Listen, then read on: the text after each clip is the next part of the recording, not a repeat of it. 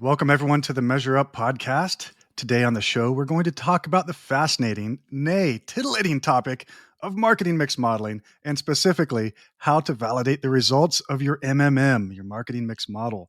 Now, before you hit skip on your podcast player, I promise you will walk away from this episode with a greater understanding of evaluating your model and an ability to know whether it's bullshitting you.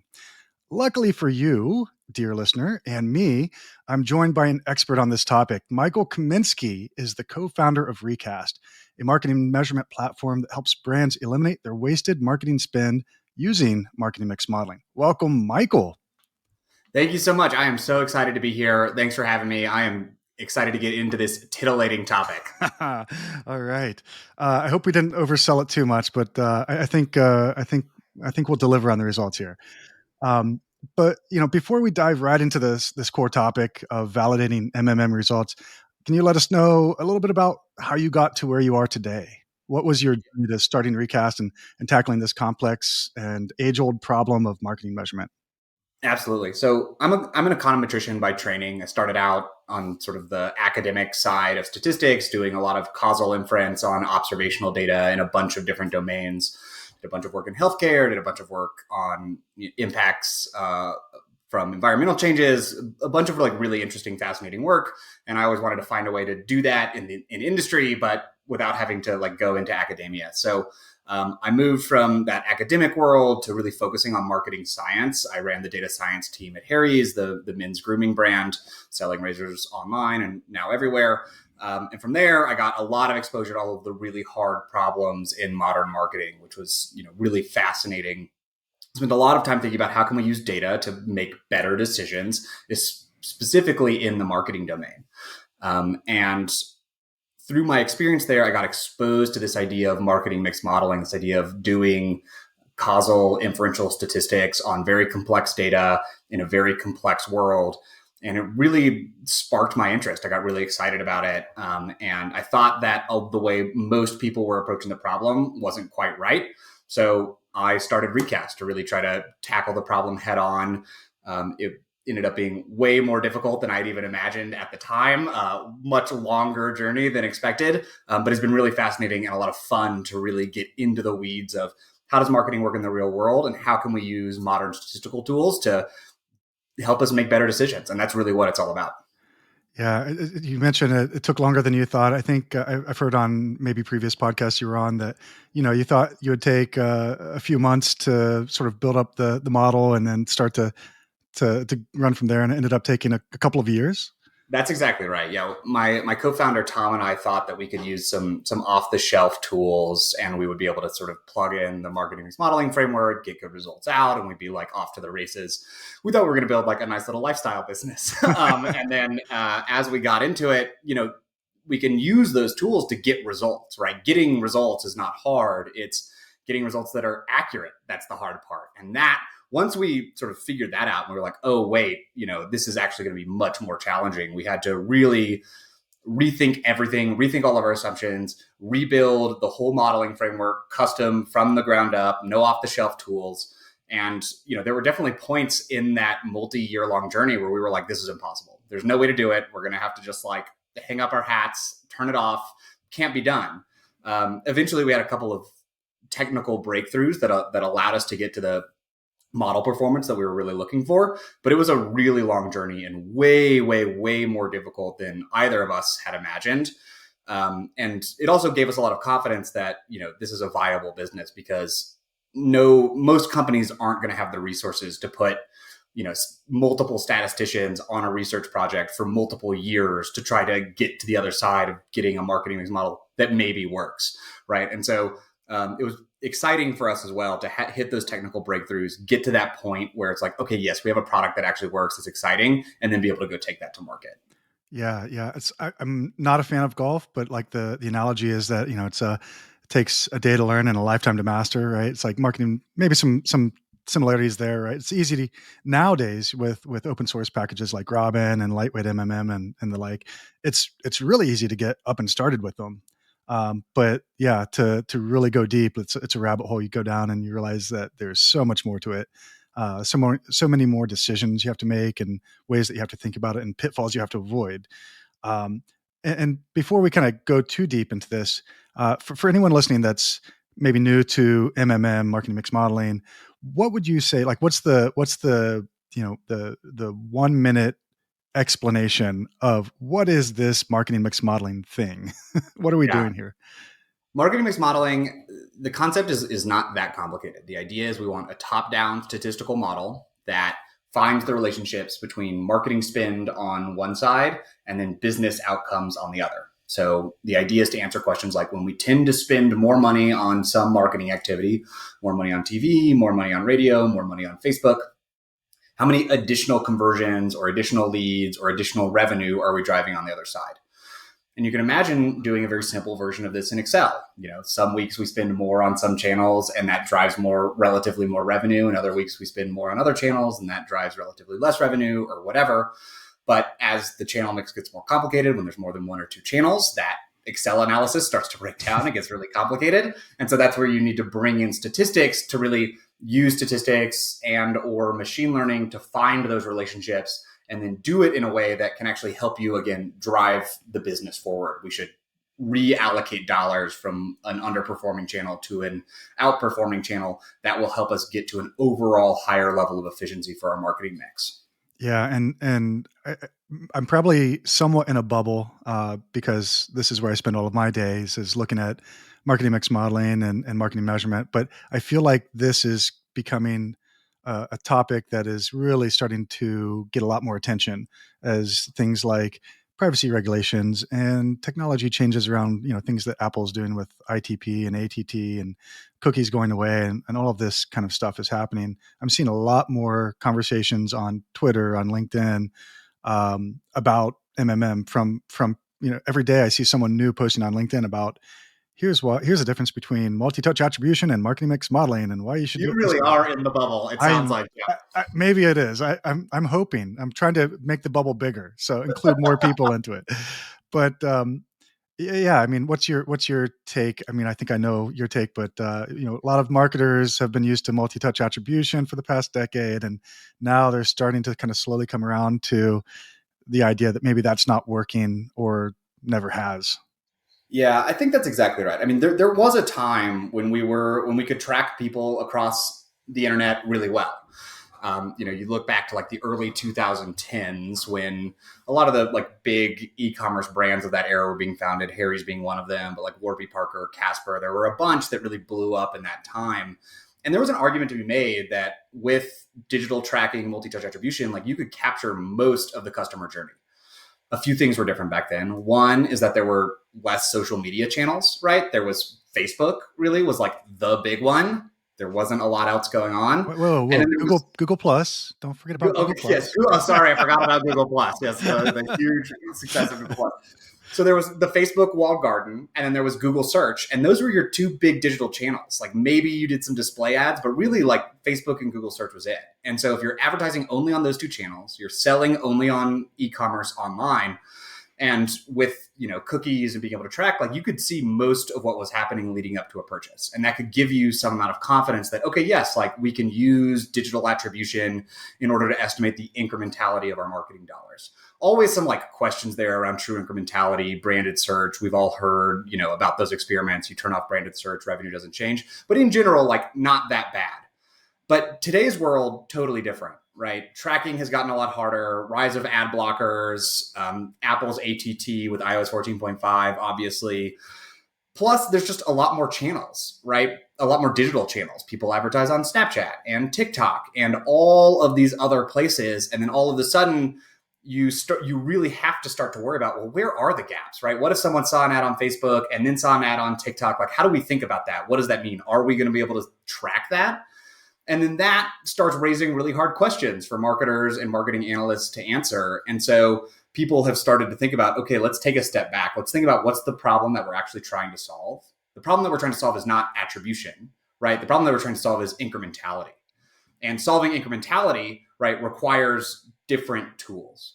And so that's where people start to talk a lot more about experimentation, about marketing mix modeling, different ways to get at this attribution question outside of just tracking people across the internet, which has gotten a lot harder over the last 5 or 10 years and is only going to get worse from here.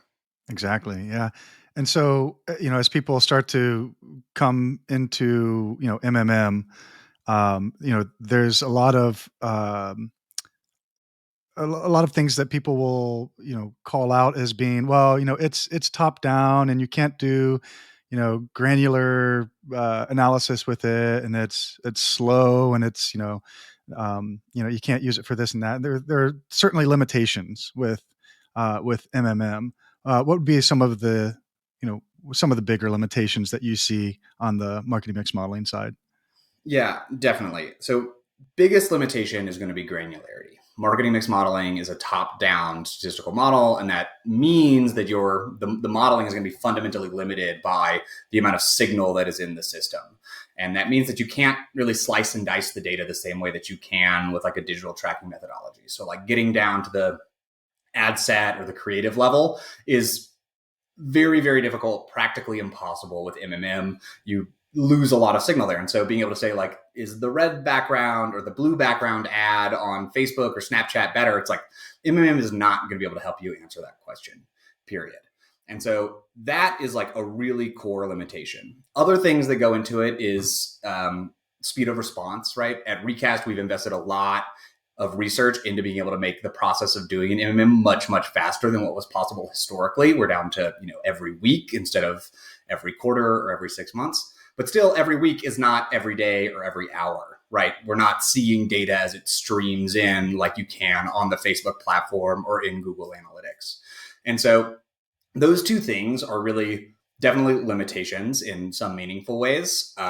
And those are the things that I think when marketers are making the transition from like only using Google Analytics or only using some digital attribution tool to bringing in MMM, those are the biggest things that they have to get used to, is like, how do we think about how these different tools operate at different levels and different timescales? And then how do we bring that together to operationalize it for our business? How do I make decisions on an hour to hour basis versus a week to week basis? And those are going to be different. And I think, but that requires learning new skills, learning new patterns, figuring out new ways of working in order to bring that all together. Yeah, yeah. And I feel like there's still a lot of confusion or maybe misunderstanding of kind of the current state of MMM, right? I have a client the other day I was just talking to where, they get from their vendor, it's every 6 months they get a report, and it's, by the time they get it, it's already out of date, and they're still using it to make decisions around budget and stuff. But that speed, there's still some vendors that are doing it that kind of the old fashioned way with maybe some outdated methodologies. And things are changing quickly. A lot of tools like Recast and others uh, provide these capabilities in a much more frequent type of reporting cadence, which is, as we go through this kind of growth of MMM becoming more important, I think there's a lot of getting through that, transition from old to new, and getting people to realize that, yeah, it's not the MMM of 1990 that, was only used by major CPG companies, right? It's something that is a lot more accessible, a lot more nimble than it used to be. So it's good I think to. that's right. I mean, I'm really excited to be in this market right now because we're going through so much change. There's a lot of exciting things a lot of exciting things happening, a lot of changes to the fundamental technology and the way people use it. And like really what we've come to realize at Recast is the product that, the CMO of Pepsi bought 20 years ago for MMM once every 6 months. It's almost a completely different product than what we're selling. It's, that's backwards looking. How do I justify what happened in the last 6 or 12 months versus something that's forward looking, that is much more performance oriented? I'm doing scare quotes for the people who are just listening, but the performance marketing revolution of the last 10 years has actually been hugely impactful. And I think in a lot of ways, it's the right way to think about marketing. Where is the performance? How do we measure incrementality? And a lot of the MMM methods and big vendors were developed prior to that. And so they don't really think about the world that way. And so it's a very exciting time to be here, but a lot of things are changing really rapidly. And so a lot of the assumptions that people have about how MMM works or has to work just aren't right anymore. And we're going to go through, I think, another couple of years of a lot of change, a lot of new products coming out, and it's going to be really exciting. And I'm excited to see where we are 5 years from now. I mean, I believe that Recast is going to be the winner. We're going to have sort of all of the best tools, but definitely a lot of change coming over the next couple of years. Yeah, absolutely. So a lot of things changing in MMM, but like we talked about, there are still some of those limitations. One of the limitations we want to talk about today, the main topic, is around validating the results of MMM. Like you mentioned, it's easy to get results out of a marketing mix model, but how do we know if those results are valid? This is a really good question, and it's the most important question, but it's also a difficult one because it requires thinking about the world in a very different way than what a lot of people are used to or what they've been exposed to. So the thing about MMM is that it's a causal inference problem. What we want to estimate is incrementality. If I spend an extra $1,000 in this marketing channel, how much additional revenue or additional leads or additional whatever am I going to generate? And that's a causal inference problem. And causal inference problems are very different than like machine learning type problems, which are prediction problems, right? With machine learning type problems, you're really just trying to predict some phenomenon. Can we predict revenue? Can we predict something? And it's easy to test those. It's easy to understand their limitations. Causal inference is much harder because in general, we don't have ground truth that we're comparing to. We don't know what the true incrementality of Facebook was yesterday or last week or the day before. And so we're always in this world of uncertainty. And that is really what makes MMM very different from a lot of other modeling environments and a lot of what other people are exposed to. So that's the problem. The problem that we're trying to solve is causal inference, incrementality of marketing channels. We don't have any ground truth. And so we have to think really hard about how are we actually going to validate these results in order to get to something useful. So there's a bunch of different ways that people sometimes think about validating in MMM that don't really work very well. So we can sort of talk through what those are. So one thing that people often fall back on are simple goodness of fit metrics, right? So a lot of people talk about R squared, and most people took at least an undergraduate statistics class, they got exposure to this idea of R squared. It's how much variation is explained by the model. In general, R squared is not going to be a very good measure of a marketing mix model performance. Oh, but it's so seductive. My It R is squared seductive. is 92%. I've explained everything. The problem, and it is seductive, right? And this is a huge problem for us because we don't use R squared, but everyone always asks us what the R squared of our model is, and we have to go through a whole journey of explaining to them why that's not the right question to ask. So the problem with R squared is most of the time R squared is measured in sample. And so now we're starting to get in the weeds of statistics, but when we talk about in-sample goodness of fit metrics, we're talking about goodness of fit. How well does the model fit the data within the data that the model has seen? And so if we're using in-sample R squared, the problem with it is that it's really easy to game. If you tell me that I should just try to maximize R squared, it is trivially easy for me to build a model that has a 100% R squared, right? That is perfectly fits the data. It's trivially easy to do. And this is a thing that you actually see with a lot of less scrupulous MMM vendors is they go in and they add a bunch of dummy variables on every day where their model doesn't fit well, causes the model to fit perfectly. And so then they can point to this really high R squared. Unfortunately, the thing that we actually care about, causal inference, doesn't tell us anything about that at all. So it's really a misdirection. And it often leads people to this thing of overfitting, right? They overfit to the data that the model has seen, and that causes them to have worse predictive performance on data in the future. And since we're trying to use this MMM to make decisions about the future, how much should we spend on Facebook versus TV next month? In-sample doesn't really help us, right? What we care about is how well can the model predict the future, because that's what tells us, can we actually use this to make decisions in the future? And so goodness of fit metrics, not really a good way of thinking about validating the model's results because it doesn't tell us about the causal inference problem. Yeah. And so in terms of the end sample, are you doing cross-validation, or what kind of methods are you using to kind of get out of that, just looking at the end sample data? It's a really good question. So we do out of sample, we do holdout tests is what we call them at Recast. And I'll talk a little bit about what that is in a second, but first I'll talk about cross-validation generally and where it works for MMM and where it doesn't. So the idea behind cross-validation, used a lot in machine learning, very important method in machine learning, is you basically fit the model to different subsets of the data, and then you test the model's predictions on the subsets of the data that the model hasn't seen, the holdout subsets. And you do that on a bunch of different subsets. And then you can use that to either combine results from different parameter sets from the model, or use it to choose a model, or evaluate how well the model predicts on data that it hasn't seen before. Very important and very powerful method. The thing about MMM is that standard cross-validation, where you just randomly choose different dates to include in the model or not, doesn't make sense because MMM is a time series problem. Yeah, time series always throws a wrench in there with CV.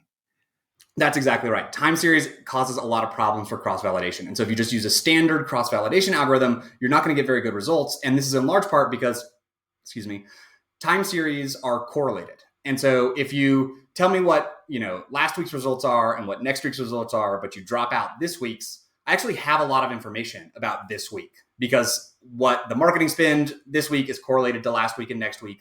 The revenue this week is correlated to last week and next week. And so just like randomly dropping out results doesn't really help you. What you actually need to do is you need to do holdout testing. You need to run the model up to a month ago or 3 months ago or 6 months ago, and then predict the next 6 months, 3 months, 1 month on data that the model has not seen, right? That the model can't know anything about. And then that is a really good measure of actual forecast accuracy. And that's the thing that you care about.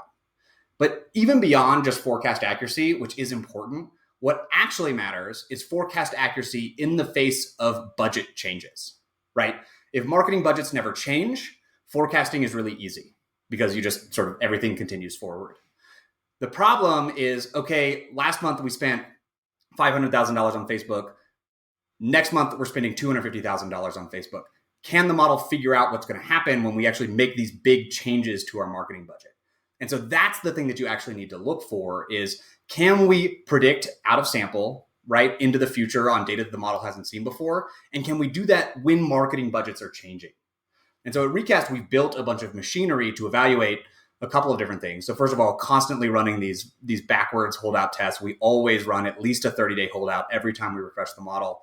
But then also we're always evaluating how hard was that prediction, right? How much did the budgets change over this period? And therefore, if it's a really easy prediction because budgets haven't changed very much, we don't give ourselves much credit. But if it's a hard prediction because Facebook went way up and TV went way down or whatever, then we give ourselves a lot more credit because that's a really hard prediction to make. And so that, we think, is the right way to evaluate a marketing mix model that isn't susceptible to the problems of overfitting and really being able to game the metrics. That's a very difficult metric to game. Yeah. And there's, we're talking about validating the model after it's been built, after we've already selected our data, carefully manicured it. But there's so much that goes into it before that, right? It's what data are we feeding into it? What transformations are we making? Are there errors in the data? There's so much that even before you get to the actual model building and testing, that needs to happen to make sure that that the old adage, garbage in and garbage out, right? We have to make sure that the data set is actually clean and good. That's right. 100%. And this is often the thing that stops a lot of people from getting started with marketing mix modeling, is they just don't have the right data. With modern digital platforms, it's not that hard to get access to the data that you need. How much did you spend? How many impressions did you get on Facebook or Snapchat or whatever? But there are other channels that are a lot more difficult. Things like, influencers, right? We see this a lot with people who work with influencers. Whoever is running the influencer program just never updated the spreadsheet. And so we don't know what happened back in time, right? It's a huge pain to go figure out and find that data. Or if you have to get a bunch of PDFs of invoices from out-of-home marketing and have someone manually enter them. Those things are a huge pain. And this is my advice to every marketer or every CMO is start collecting the data early, right? You will never regret knowing how much you spent on out-of-home and these channels over time historically. There will eventually be questions that you want to answer that require that data, whether that's MMM or something else. And so you should start collecting it now, especially for these really annoying channels where someone is going to have to do something manually. Giving someone a file of 108 PDFs from the last couple of years of invoices, that is terrible. But if it's just someone's job to plug the number into a spreadsheet every week when they pay it. That's not so bad. So like start doing it now is my advice to everyone. So that way you have the data in the future when you actually need it. Or you know what, this is something probably in the next day or two, I'm sure we could use ChatGPT or GPT-4 or whatever to just like do that for us. So eventually it'll be there. Eventually it'll be there. Eventually. But you also need to track the right data. And this is another problem. Like podcasts, we've seen some agencies, they don't track when the actual podcast goes live. They just bill every month. And if you want to do MMM at least, like you need to know when is the drop date, right? And how much did you pay for that particular instance? Just knowing how much you paid for all podcast sponsorships over a month isn't really enough.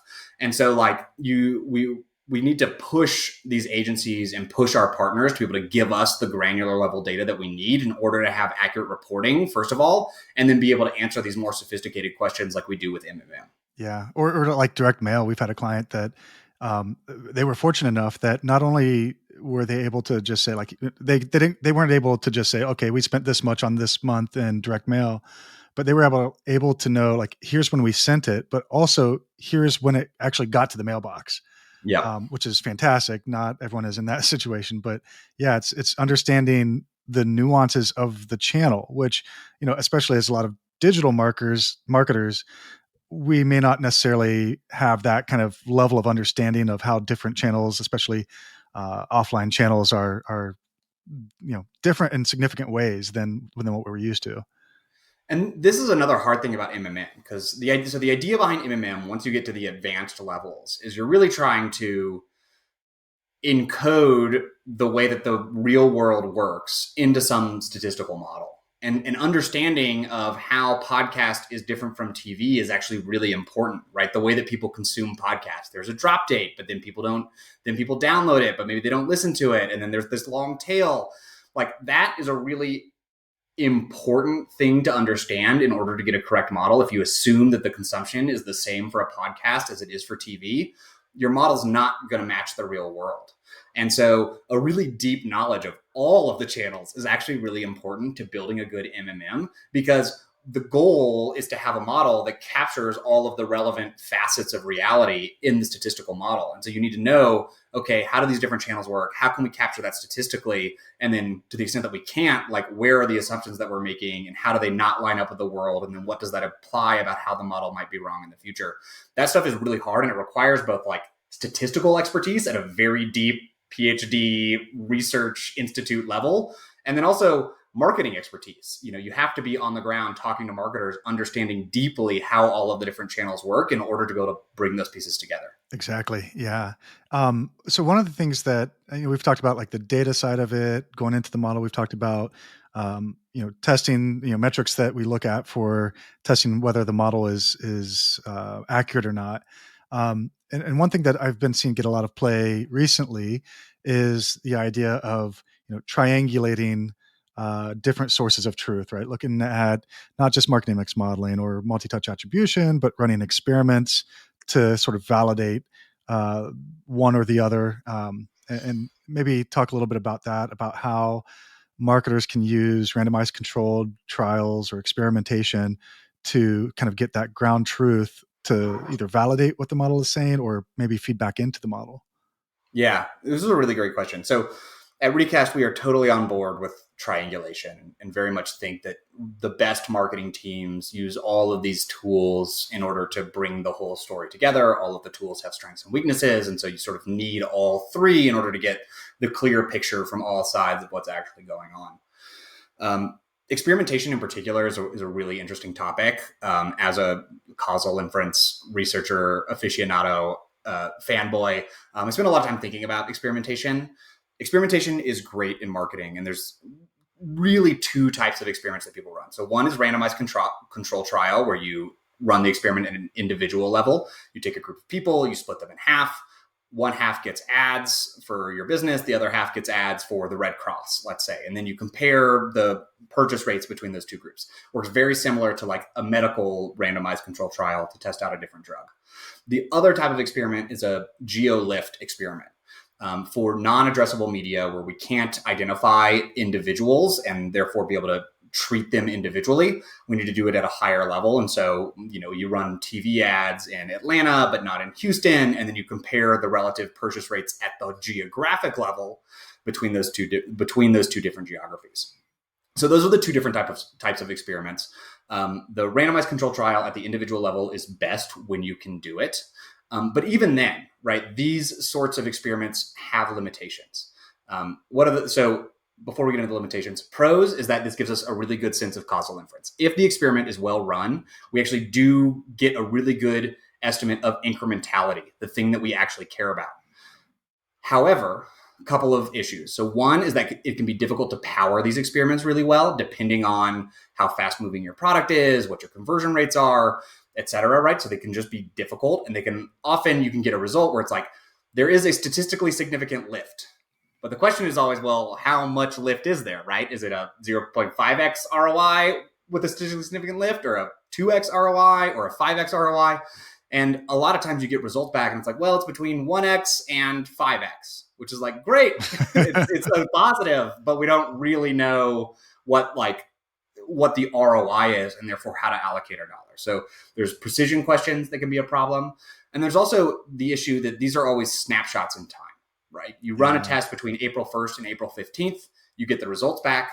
And then every day you are outside of the window when the test was run, you have to trust the results a little bit less, because that was run at one very particular point in time with the creative you were running at that point, with the offer you were running, with the website that you had at that time, with the way the platform worked at that time.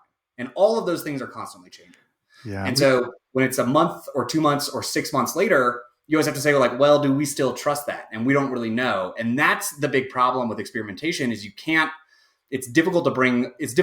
run a test in every channel every day, all of the time. And so you need some way to bring the story together. And MMM is a really good framework for that.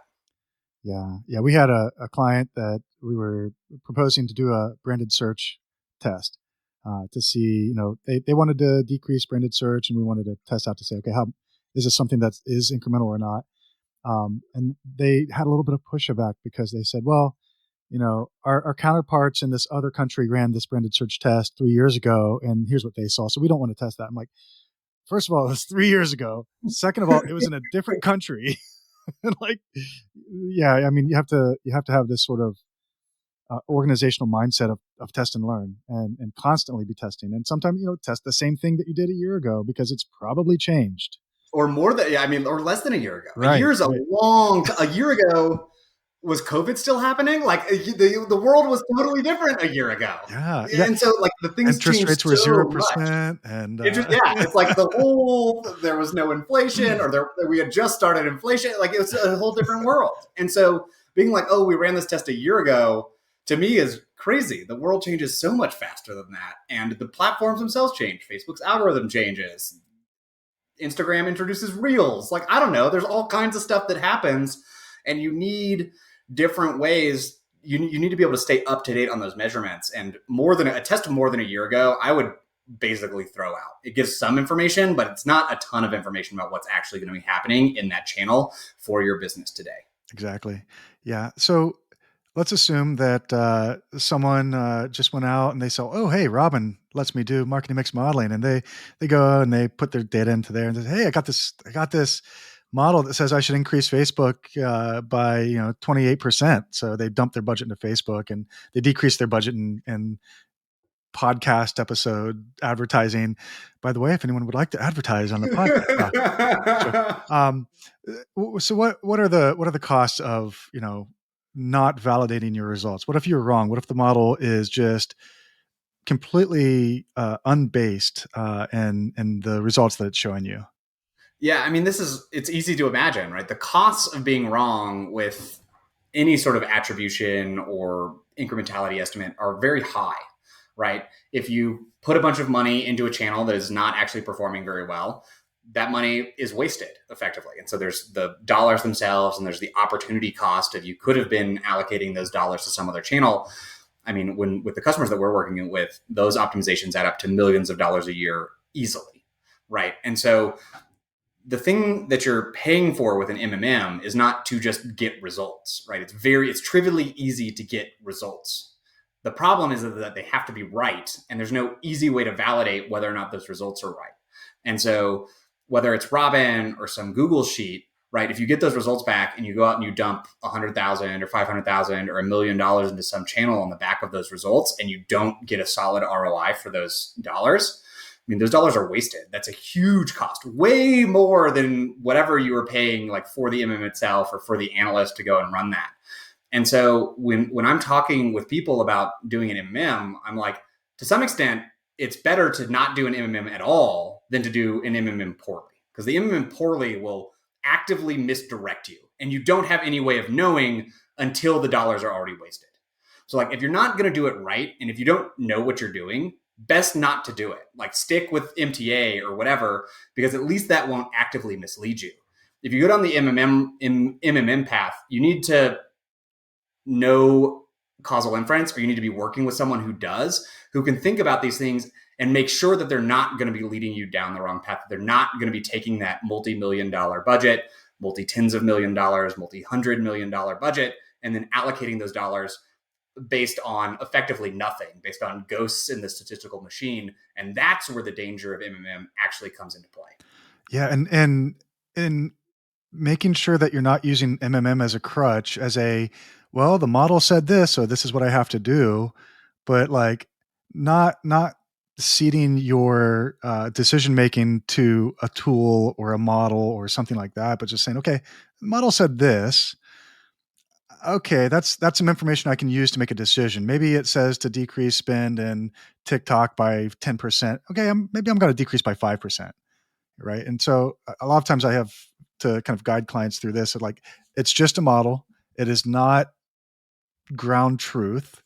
We can use it to help us make decisions. Maybe we test some of those decisions, but not just saying it, okay, this is what the model said, let's go ahead and do it. I think the test and learn approach is I think the right way to approach it. And this is, again, a thing that we really emphasize at Recast is we say, like, don't take our word for it, right? We don't want you to just trust us. We want you to actually go out and validate the model's results and do that actively in a way that is testable. If the model says this channel is underperforming, let's pull back on that channel for a month, right? If you're right, revenue will drop a bunch and we'll turn it back on and it'll be okay. Like, we can always do that. But if we're right, your revenue is going to stay flat and you're going to save all of that money. We just got through a big test with one of our clients doing this with one of their channels.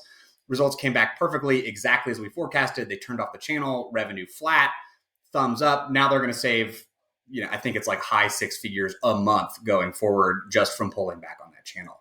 And this idea of like, let's go test it. How can we, like, having a debate about, oh, I don't know if I trust this assumption or not. That's not actually that productive. A productive way to use the MMM is, let's go test it. Let's go run a randomized control trial via Facebook's API, or let's go run the GeoLift test, or let's just double spin into this channel next month.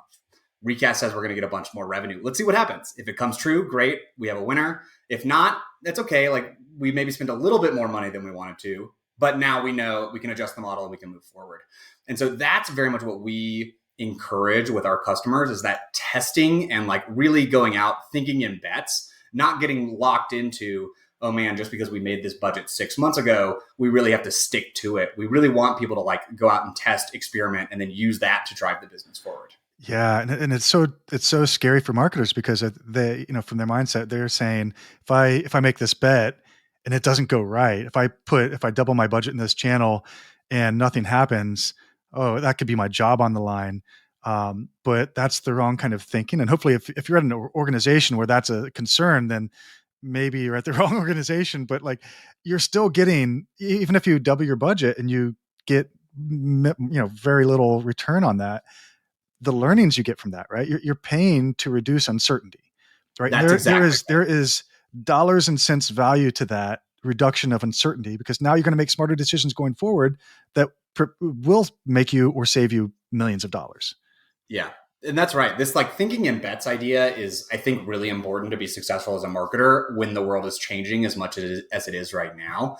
And so this idea of, we have to go out and learn, we have to, if we want the business to grow, right? If we want to be able to expand into new channels and hit that goal for the end of the year, like, we can't just keep doing what we're doing. We're going to have to try new things. And you're right that like for a lot of people feel like their job is on the line, and that's unfortunate. Like we need to help educate organizations as a whole that we have to go take bets as marketing teams, as marketers. And that means we can't like fire people when like one bet doesn't work out. We have to build up this culture of being able to run experiments. And I mean, again, if we run 100 bets and none of them pans out, like that's a real problem. But like just because one doesn't work doesn't, that's actually like a good thing. We learned something. Let's go try something else. And if you can do that consistently, you're going to be moving up into the right. And so the goal is to really make smart bets. Where can we get signal? MMM is one way, experiments are others, the MTA is another, to go make those smart bets and drive the business forward. Absolutely. All right, Michael, I like to end the podcast with an action item for my listeners. One thing that the marketers and analysts listening can do immediately after they leave a rating and review for the show. What's one thing after they do that? What's one thing that they should do right now, right after they finish listening, and they can take action on? So I think the one thing that marketers, the one thing that I would love every marketer to be doing is just really thinking hard about incrementality. What does incrementality mean? How do we think about it in our business? How do we measure it? And then how do we use those results to drive the business forward? That I think is the most important concept in marketing right now. And it's gained a lot of traction over the last couple of years. And I think probably the marketing nerds who are listening to this podcast are probably familiar with it. But go out and evangelize, go teach your friends. And to the extent that you're not really using this idea of incrementality within your business, I think that's the thing that everyone should really be going out, learning about how to measure it, and then really using it to drive decisions going forward. Absolutely. And it's such a mind shift for, again, especially for digital marketers who've for the past decade plus have been into this sort of multi-touch attribution, to go from that where we're saying, here's something a sale that happened, let's give credit for that sale back to these channels, some of this backwards looking, giving credit, to now saying, okay, well, actually, what was, would this purchase have happened even in the absence of marketing? What's the incrementality, right? And that's such a change in mindset. I feel it took me a long time, and I still struggle with it. I still kind of slip back into the attribution mindset. Sometimes I have to kind of fight out of that.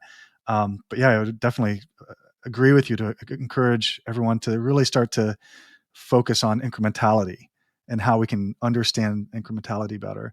And one way that they can do that is by going to getrecast.com and subscribing to the weekly newsletter from Recast, which is a gem.